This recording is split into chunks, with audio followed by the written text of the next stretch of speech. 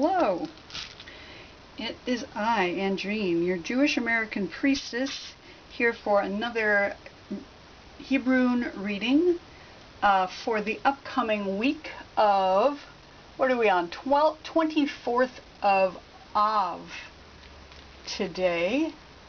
And this is like our last week of Av. We turn into Elul next Sunday. So the last week of Av we've got coming up, and I'm going to pull out some Hebrunes to read for us today and see what seems resonant for this last week of Av as we move into the last month before Rosh Hashanah. First one that comes out today is that right? Yeah, it's the Ein Sof. The blank one. Nice. I love that one. Okay, we're going to pull out one that comes right before. I have Gimel. I'm going to pull out one that goes above here. I've got Kuf.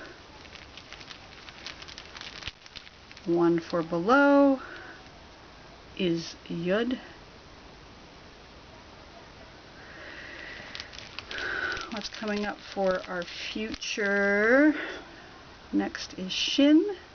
Nice. And I might throw down a few more after this, depending on how it reads out. Okay. So right here in the center we have the blank Hebrune, which is Ein Sof. That means that without end.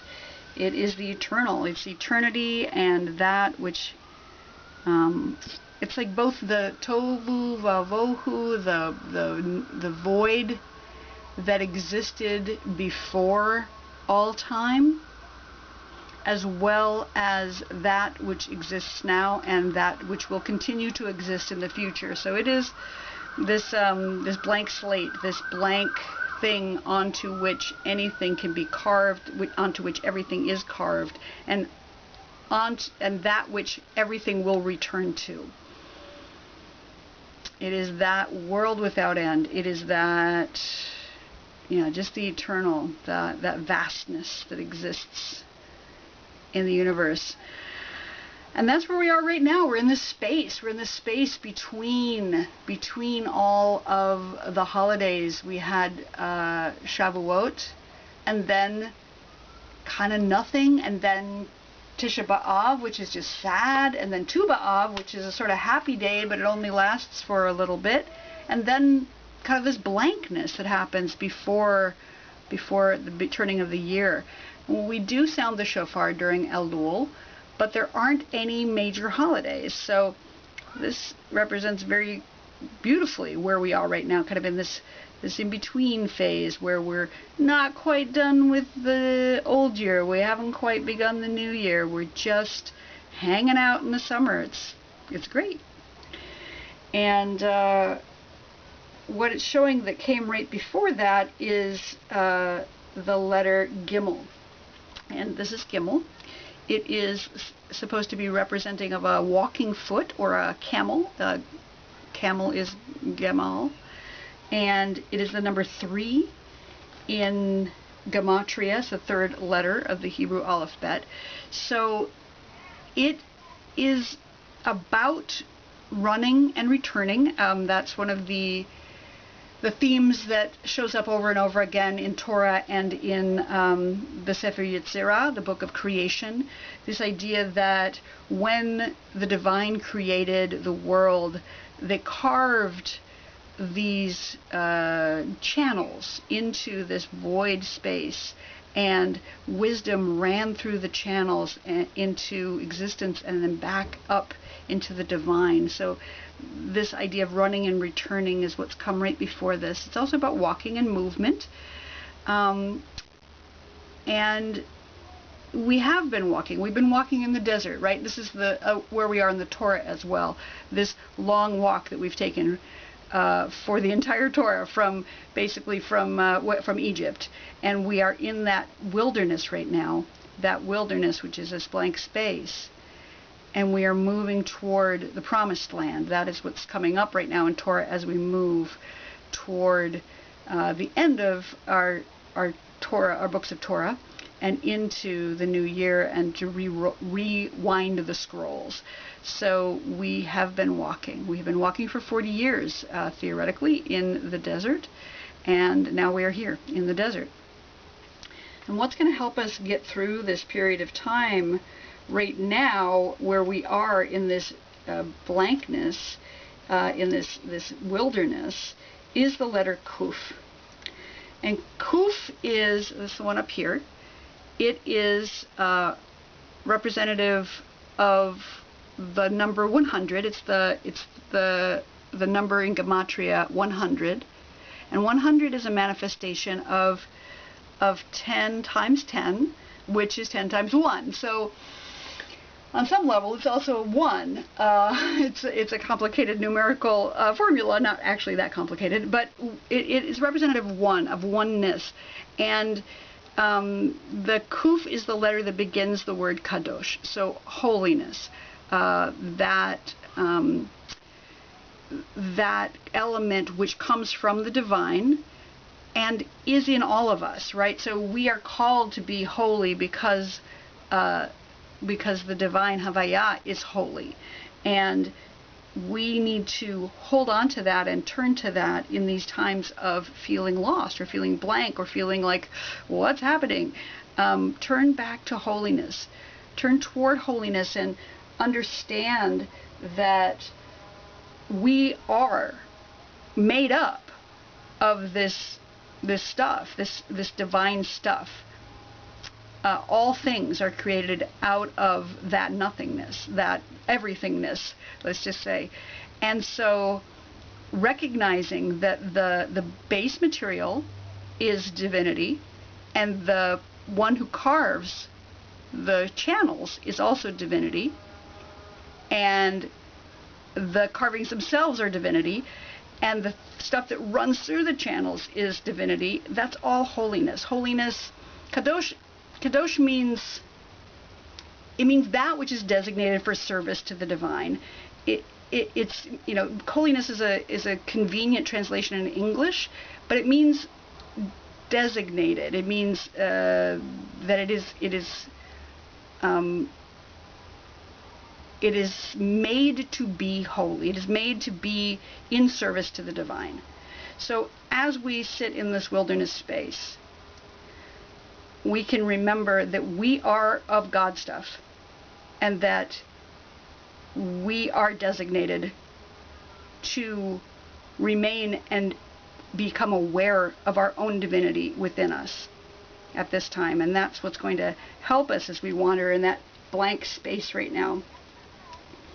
And below the line we have the letter Yud, and Yud is the number 10. So it's interesting because we've got basically 0 and 10, and 10 with an extra 0 is 100. So very interesting that we have that going on here.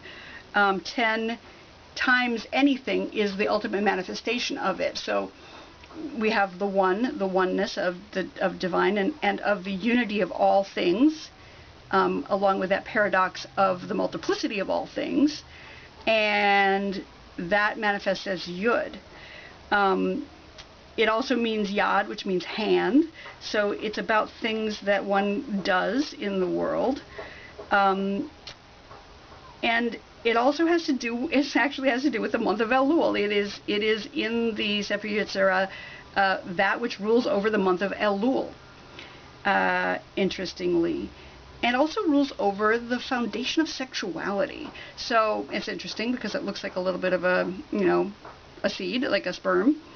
And it is the smallest of all the letters, but it becomes manifest into the greatest thing. So it's like that point out of which the Big Bang happens.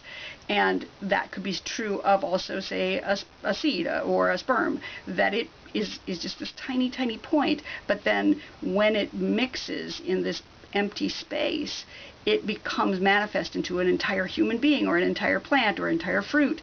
And it exists within us. So this idea of sexuality, since this is below the line, what this position in this reading represents is that which we should potentially beware of, watch out for, and that what will not help us get through this blank space. So if we're relying on, say, sexuality that is not holy, that will distract us from being in the wilderness, but it will not help us get through the wilderness. So it's just a distraction. So turn away from that at this time and bring yourself back up to the remembrance, the manifestation of that designation toward divinity that we all have. And it can also, in the lower line, it can be read in a different way, which is that this is an internal looking at something, or a fear of something. So maybe there's a fear of sexuality, or maybe there's a fear of action right now in the world because we don't know what's happening. We're in this blank space. We don't actually know what's happening. So we need to let go of that fear of the things that we fear and move ourselves back up to this idea of holiness. Move ourselves back up to this connection that we have with the divine, and this understanding that we are designated for holiness regardless of what we've done, where we've come from, and where we are now in this blank space. And that's going to bring us forward into the future here, and we've got the letter Shin. Now, Shin is one of our mother letters. It is the foundation of fire. So it's one of the creation letters. We have the three creation letters. We have the Aleph, which is air, the Mem, which is water, and Shin, which is fire. And it is the second to last letter of the alphabet, but some say it is the last letter because Tav, which is the actual last letter, is more of a stamp or a seal that one might put as a signature on a thing. And since the letters are understood to be the foundation of creation, that Tav at the end could be seen as a signature. And so Shin may be the last letter of the alphabet. So it has this finality to it, but it is also fire. And so it's about fire. It has that sound to it, shh, as if you're hearing fire crackling. And it has a lot of words that begin with the Shin, okay, that are related to it. And some of those are Shalom, which is wholeness or peace, the Shekhinah, which is the indwelling presence, and Shana, which is the new year, which is year. So it has to do with cycles. And what's coming up, of course, is Rosh Hashanah. It has to do with change and, again, cycles, and it has to do with sleep even. And so there's a lot going on with the Shin, and it is fire, like I said. It's about emotion. It's about fiery emotions, about passion. And we're moving into passion. Like, for instance, if we think about this as sexuality, and we can use that rather than as a distraction from our wilderness journey, instead bring it up to kadosh, bring it up to holiness, then those two together come into a passion that is fiery and godly and holy, a holy sexuality, a holy connection. And that seems to be what we're talking about in terms of this reading today.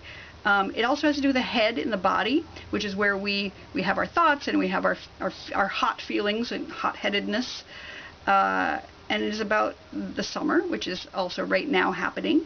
So I'm going to just pull out a couple more just for clarity here, that will bring us a little bit forward further. I'm going to move these over slightly so we have a little bit more room.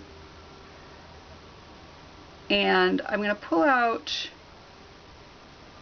I think, 3 more letters just to get a little bit more clarity about this journey that we've been on in the wilderness, 40 years of wandering in the wilderness, focusing on holiness, not being afraid of the action in the world or the sexuality, but instead using holiness to bring us forward into this fire, this passion. And what's going to help us in that manifestation is the letter Beit. What's not going to serve us there is the letter Kaf. And I'll pull out one more final letter here for us today. And interestingly, we have the letter Tav. Okay, good. So, so we're in this this fiery time, and what is going to help us keep our heads in this fiery time is the letter Bet. And Bet is the letter that means house. So Bait means house in Hebrew. It's the second letter in the Hebrew alphabet. It is about any kind of house or building or house of worship, but it also can be about the body. So because the body is the house of our soul, and the world, the planet, is the home of the divine. So all these things are wrapped up in here. So as we're entering into our passionate stage here, remember that we live in a body, that we have a home, that we need to tend to our homes, and it is connected. It rules over in time. It rules over Shabbat, which is the day of rest that just passed yesterday. But we have another Shabbat, of course, coming up next week. So it's about rest. Shabbat is the combination of the two words shev and bait, sit in the house. So, in other words, rest. So, as we look at Bet as what's going to help us out in this passion, is we need to take care of our bodies and take care of our homes where we live, and take care of making sure we get enough rest. It also is the binary foundation of life and death in the Sefer Yetzirah, so the book of creation. So in this place above the line, we're talking about taking care of choosing life in each situation, not falling into this blankness, this dullness or depression, but moving forward with passion and choosing life as we move forward. And what's not going to help us in this situation is the letter Kaf. And Kaf it's interesting. It's got a lot of affiliations with it. It is the palm of a hand is how it is presented in how it looks, and so it's about giving and receiving.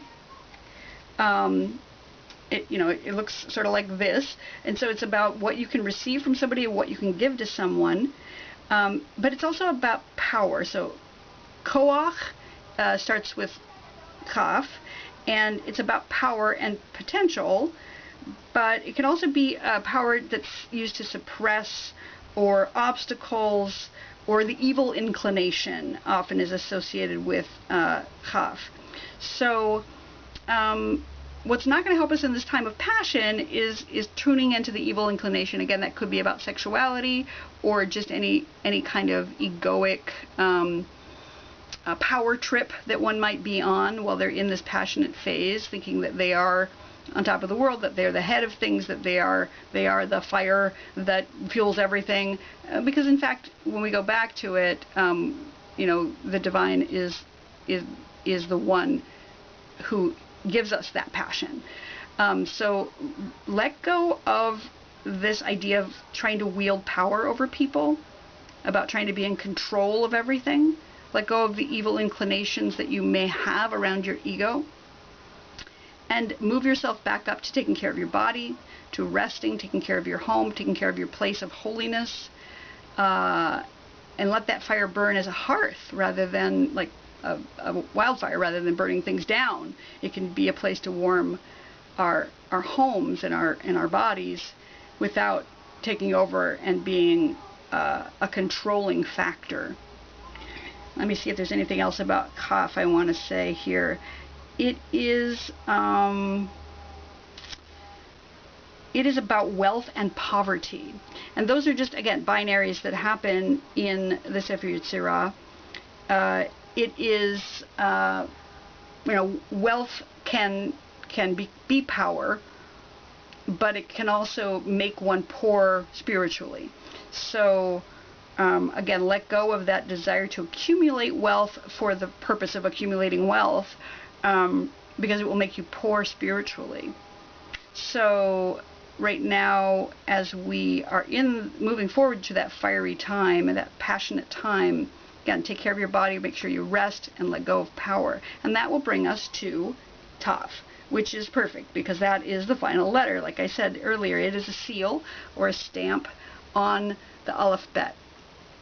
It is the last letter in the word Emet, which is truth, which is, again, those three letters. The beginning letter, Aleph, which is one of the mother letters, Mem, which is water, the center letter, and Tav, which is the final letter. Those three together give the wholeness of all things, which is truth.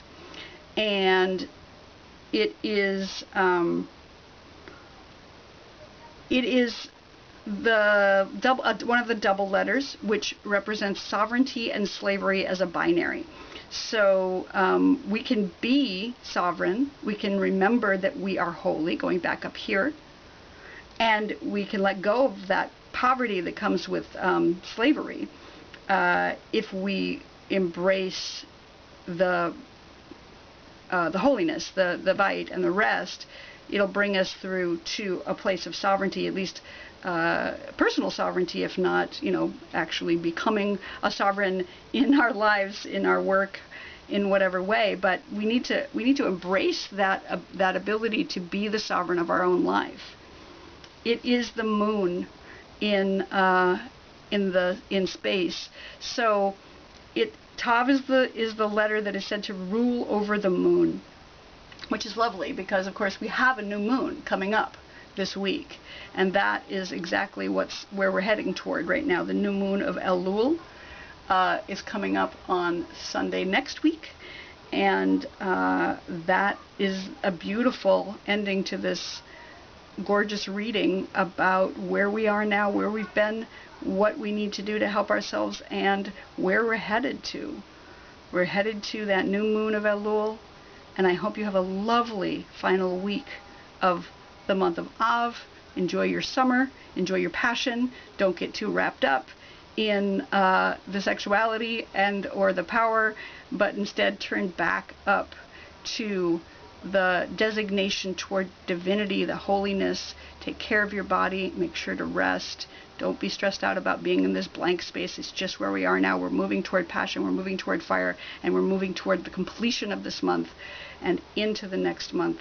And we will see you next time. Thank you so much for watching.